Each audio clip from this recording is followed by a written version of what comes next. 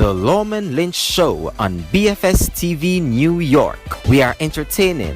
We are educational.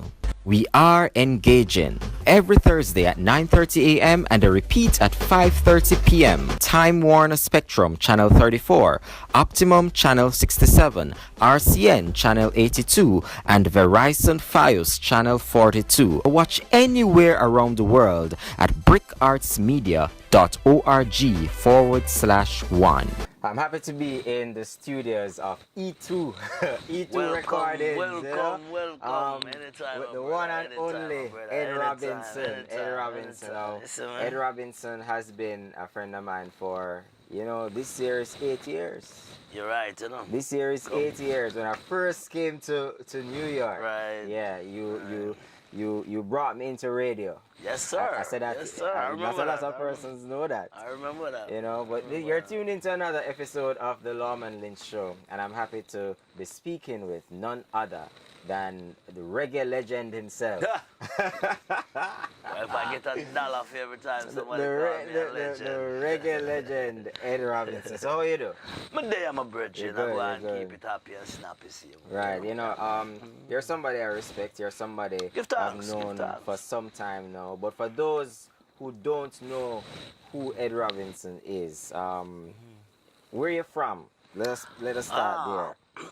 Well, let's put it this way. I was born and raised in a little place in Spanish Town called St. John's Road. St. John's Road. 31 St. John's Road. to Isn't be St. exact. John's Road where the current Prime Minister is from now? Come from? No, I don't know if him come from St. St. John's Road, but he's from But Spanish I know he's Town. from Spanish Town. Yeah, man. But born and raised there, so I probably leave there when I was about 15. Probably 14, 15, somewhere there. Right. Went to St. Elizabeth, a place called Santa Cruz, Waterloo to be exact. Went to secondary school, Lacovia Secondary. Right. After leaving Lacovia, I went to Santa Primary, probably about a year. Then after leaving, I spent probably about 3 to 4 years at Lacovia Secondary. Then I leave there and went to States. That's St. Elizabeth Technical High School, yeah, man. in So, Jamaica. Right, in St. Elizabeth itself. So I was supposed to do 2 years. Did the first year, start the second year, get a little boring for me. And I decided that I don't think I can go back through this long study school thing. So I quit and went straight into, because by this time I was like more of a professional drummer than anything. Right. Because I got my first paycheck playing drums for Lana Bennett, a virgin named Tony Bennett. Give me my first $75 Yeah? as a drummer, playing with a band we started the band out at the Kobe's, and the band eventually become Black Heat. So this was in St. Elizabeth? In St. Elizabeth. And that's when I started to transition now from being a drummer professionally, start transitioning from there to, the Mobile, back to Montego Bay, sir. Right, start playing drums at Disco Inferno, it was called them time, I don't know what it's called now. And then on to Negril, then into Ocherius, at Mallards Beach, Intercontinental, all them hotel them, Sanders, down at Duns River. Okay. So that's when I started playing music there. So. And the rest is history from there, Virgin. I mean, we transit from being I got called up with a band called Native out of Ocherius, and to replace a drummer. One of the greatest drummers in history, I replaced him. Really? Virgin called Rashid Okay. Mackenzie. And spent probably about 3 to 4, 5 months with Native. Got fired Yeah? from the band, yeah. Then I end up with a subsidiary of Wailers. With As in Bob Marley and the Wailers? Yeah, with Juna Marvin and his Confederates, Right. And Carrot Jarrett from Third World. Yeah, no Carrots. Yeah, man. So, and from there, so it was cool. The experience was cool, but I realized that after a while in your life, you really can't surround yourself too much with with people with the same ego like you have. You know, because I have egos, you Right, we know, all probably do, more yeah. than the average, you know, Bobcat. But from this, you know, I kind of transit into going up front as a lead vocalist. Yeah, I was just about to ask. Yeah. Well, you're a drummer first. Yeah, How did you professionally. make it professionally? Professionally, But but you were always singing. yeah, man.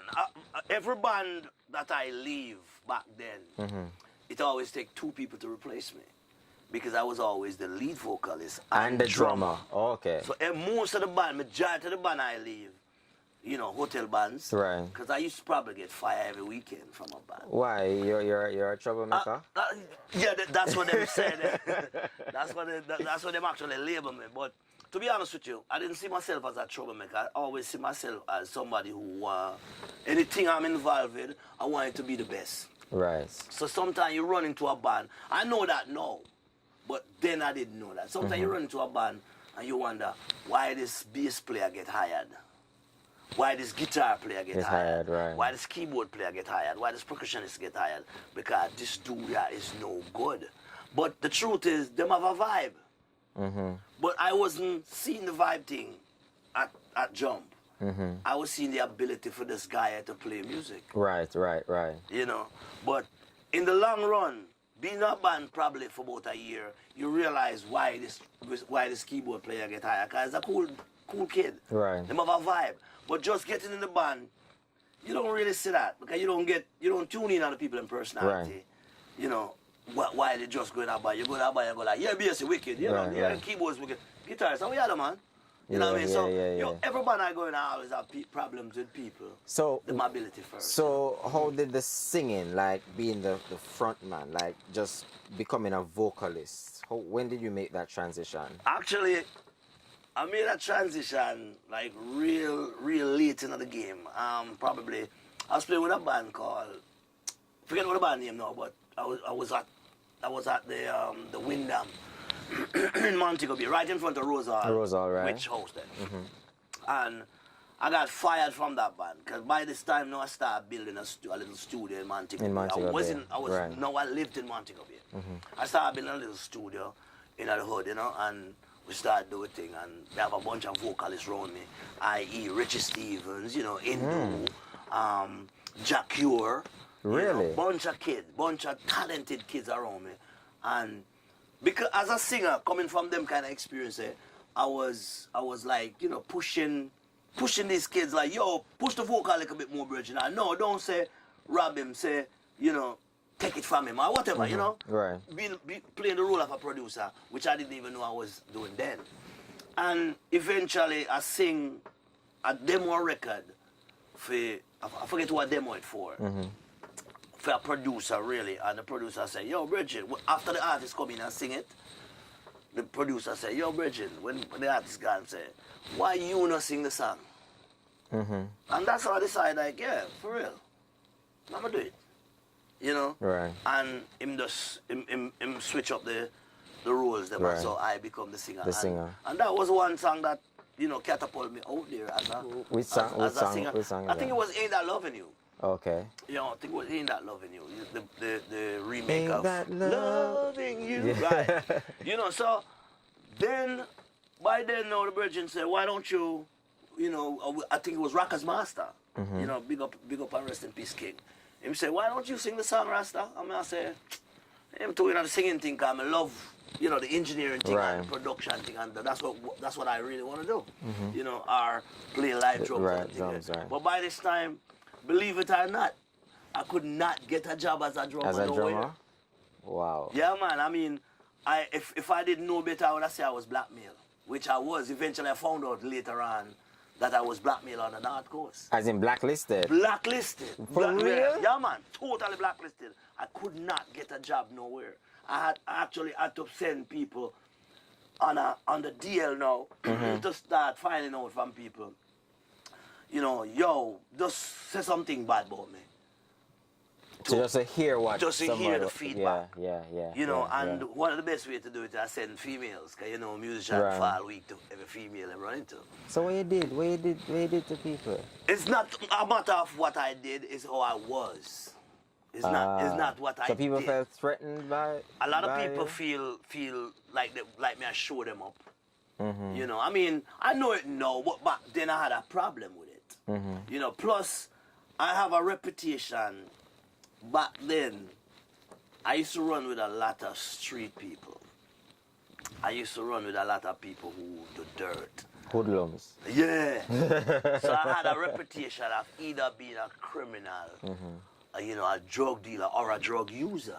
Because a lot of my friends was using drugs. It's just the other day I see a thing in the paper, or on Facebook, wherever, say the new drug now in Montego Bay is people doing the embalming fluid foolishness. Right, But forget what I'm called, formaldehyde, whatever the big word is for it.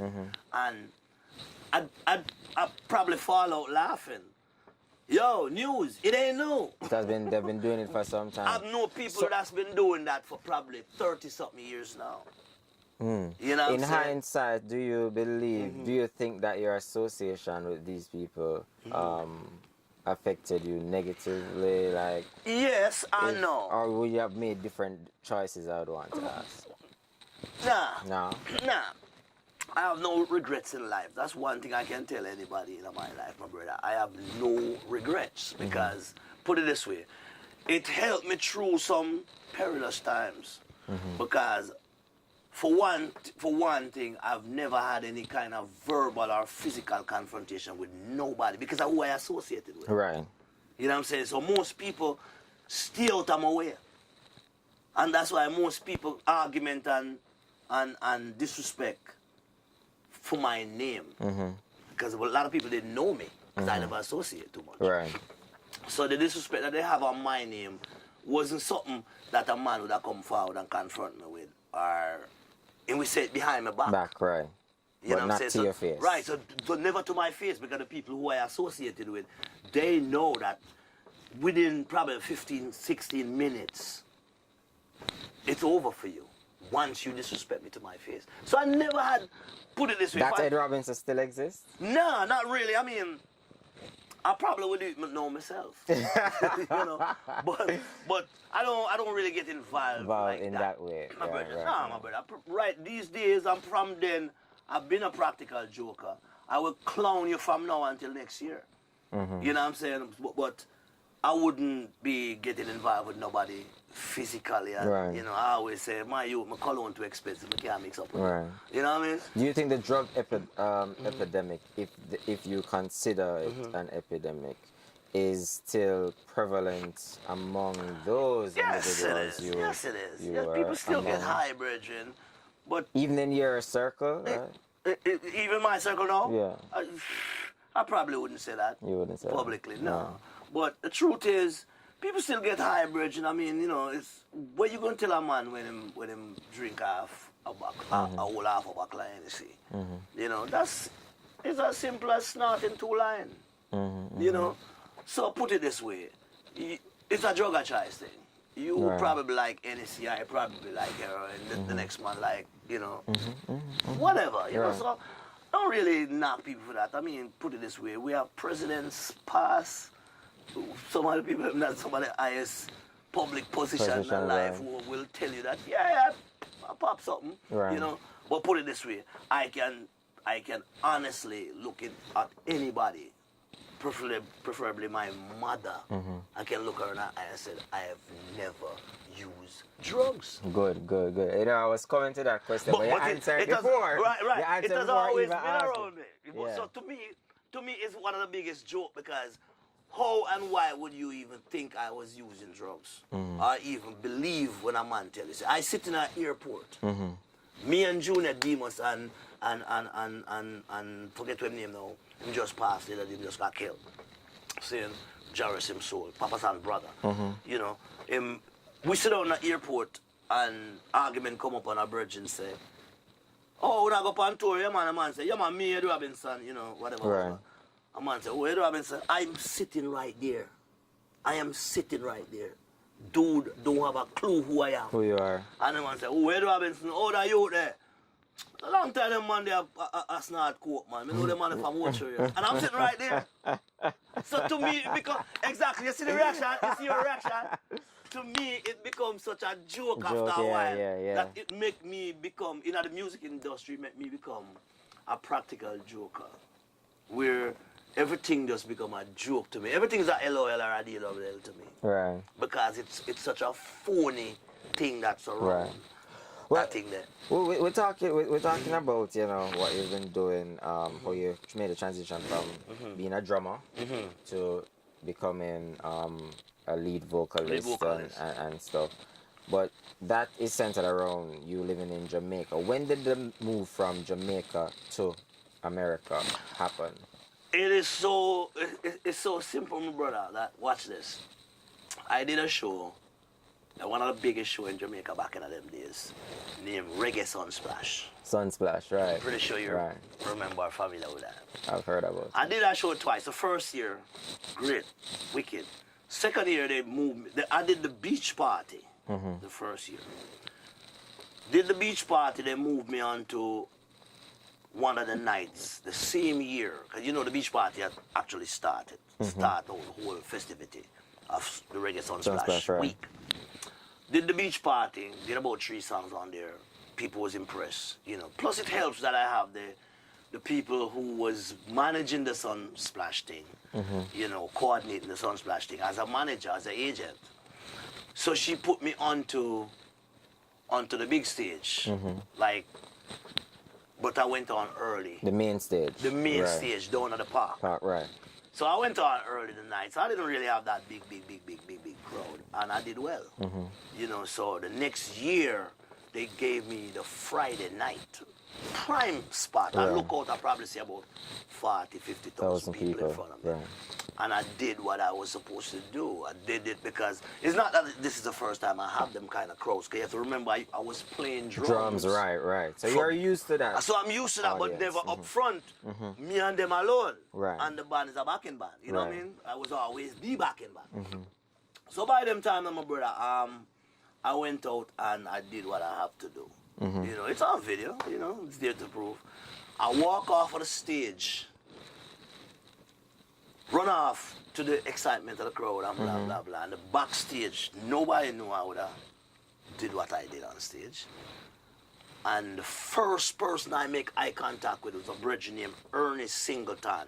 Ernest Singleton from MCA Records, the president of A&R. Really? And this dude looked at me and said, put out the band and shake it, man. Without even thinking, because I'm in my element, I'm in my hype. Right. And he said to me, say, great show. My name is Ernest Singleton. This is about 2 seconds dude take to tell me. Great show singer. Great performance. My name is Ernest Singleton from MCA Records.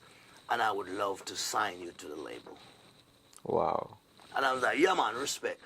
Get me 2 red stripe here. I swear, it's one of the biggest jokes in the history of music business. Ed Robinson, who is actually a nobody performer, sent the president of MCA Records to go get him 2 beer. And he did, just for the joke of it. And he came back with a lawyer, with a music lawyer. Right. To sign him. Right. A brother named Kendall Minter. So you see, I can actually put names in there so they can confirm it. Right. And they came in and we decided, yeah, I want to sign to the company. That same night, no, just verbally, you know, not officially legal wise. Right. Just verbally say, yeah, man, respect me, no MCM and I would have loved to sign to them. After all of that high calm down when we go to the, right. Yeah, you know, the backstage camp. Right. Yeah. And that same night, him signed. MCA Records signed Steel Pulse, Barrington Levy, Morgan's Heritage, the Dreads, who is a bunch of other 3 guys who are brothers of Morgan's Heritage, but they were younger. Okay. Right? They call themselves the Dreads. And Ed Robinson. 5 of us got signed that night. Got promissory. Right. Say, yeah, we're going to sign. Come 2 months later, I was in California. And the rest is history. I never looked back. Good. Never looked back. And I didn't do an album for them. Everybody else did albums. I did not do an album for them. Why? For the simple fact that, again, my attitude and the way I was and how I didn't understand how the industry worked. Because the minute I was working with Mikey Bennett and Dean Frizz and Alan Bridge in Jamaica, all these hits that you hear is them man that make it. It's them man that help me work on it. After I demo it in my studio, when we go on Barry O'Hare was one of the greatest influence in my career too. Right? The man that put things together and make Knocking on Heaven's Door. And that was the song that actually catapulted me to the big league mark. I have sung before that. Bunch of songs before that. But Knocking on Heaven's Door is what carried me over that threshold. Right. By the time I get to LA and I thought they was going to send me now back with the people who I was making these records with. They had different ideas.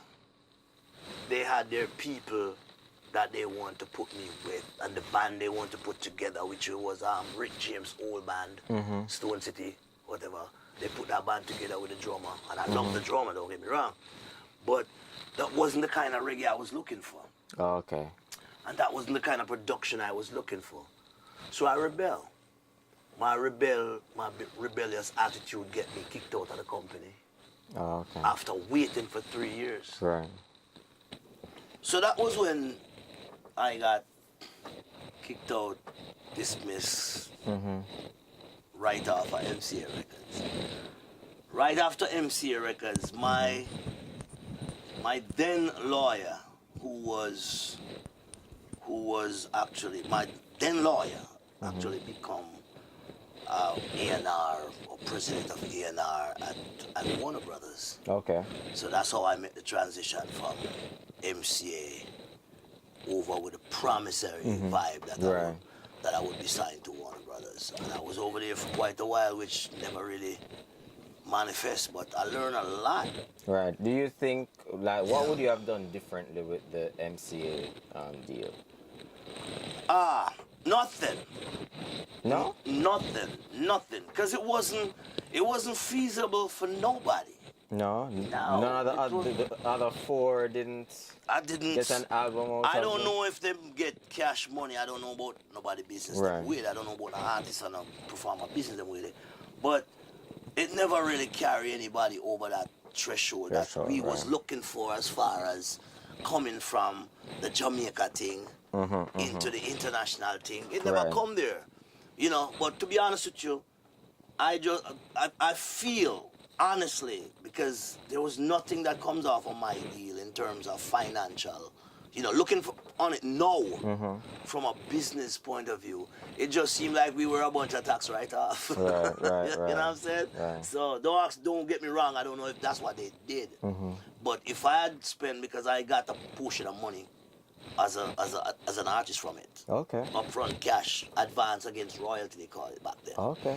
So how does that work? I mean, I know now from a business point that you normally write off that as a loss. Right. So obviously we were a loss. Did MCA put out Knocking on Heaven's Door? No. MCA put out a live version of 2 songs on a Reggae Sunsplash live album. Okay. You know, so I'm still getting residual Royalties from that today. Okay. With 2 original songs, Rude Boy and Roughneck. Okay, good. You know, so yeah, we're still seeing, residual from that. And this is some 20 years. You know what? Up to the other day, Michelle said to me, say, yo, you don't have a concept of time, and I honestly really feel that I don't have a concept of time. Right. I never check. We was checking on the anniversary of E2. And she told me that we've been doing it for 9 years. Wow. And I was like, yeah, man. And she said, yeah. And she proved it to me, and I was like, whoa. Wow. As you mentioned, Michelle is your wife. Yeah. For those who don't know, Michelle. Respect, you know. Yeah. I don't have a concept of time. I never did, and I probably never will. Right. I don't have a concept of time. I don't know when things happen 50 years ago. I don't know when things happened 20 years ago. I probably tell you, yeah, man, that happened. Them time there. I want to find out something quickly about E2. But before we get into E2, Knocking on Heaven's Door. Yes, sir. Who produced that? Knocking on It's Heaven's a Door. cover, right? Yeah, man. Knocking on Heaven's Door was produced by a brethren named Barry O'Hare from Ocherius. I gave him that title as a producer. But if you look on the record, it won't say that. It will say Royal Thompson because and he was like the big man at Tough Gang. Tough Gang. Those are the people who took the chance with me. And Tough Gang was Bob Marley. Bob Marley thing, yeah. Right. But Royal Thompson was who stepped to me and said, after I was going through, solid agency and for them crap, him stepped to me and said, yo, step out of that, step into this, make do some business, and he did it, boom, boom, boom. But then again, like I said, before, most of the relationship that I ruined wasn't these people's fault. It was just them not understanding what was going through my head at the time, and me not understanding what was going through my head at the time. Right. Because truth be told, I probably was not manageable. Because I know how I want the thing supposed to go, and in essence and in reality, that's not how the business or the industry So would it do be fair that you as the would it be fair to say that you as the artist, you weren't prepared at the time to trust the... No, definitely wasn't prepared. There was nobody there that tell you. The people that was in my corner never sit you down and say, yo, Mayo, this is how the thing go. Right. So while I was doing it, I never know it go. Plus I was a spoiled brat. You know what I'm saying? Because I had money coming in left and right from alternative businesses. So when I go record something for you as a producer and you give me a fat check, when Gussie give me a fat check from a publishing up front, you can't tell me nothing as a manager because you not getting me no work and getting me no fat check, because all of these other people giving me fat checks. Right. And I'm getting other fat checks from elsewhere outside of music. Right. I live in a probably a 8-bedroom house in Montego Bay, which was my own. I have my own production studio. I have all of these things. Oh, you for tell me anything, for tell me say, no money now I make from this and now I make from that, and these people are not going to give me $6,000 a show. They can only give me $1,800 or $1,600 a show. You crazy? So I'm going to leave my house. I'm going to get on a flight and I'm going to go to anywhere else in the world and only getting $1,800 a show. Mayo, give me a break. And then you're going to prove to me that these people are getting this kind of money, and these people are 55 times bigger than I am, and that's the same money they're getting. I would never believe you. Join us next week for part 2 of this 2-part series with the one and only Ed Robinson. The Lawman Lynch Show on BFS TV New York. We are entertaining. We are educational. We are engaging. Every Thursday at 9:30 a.m. and a repeat at 5:30 p.m. Time Warner Spectrum Channel 34, Optimum Channel 67, RCN Channel 82, and Verizon Fios Channel 42. Watch anywhere around the world at brickartsmedia.org/1.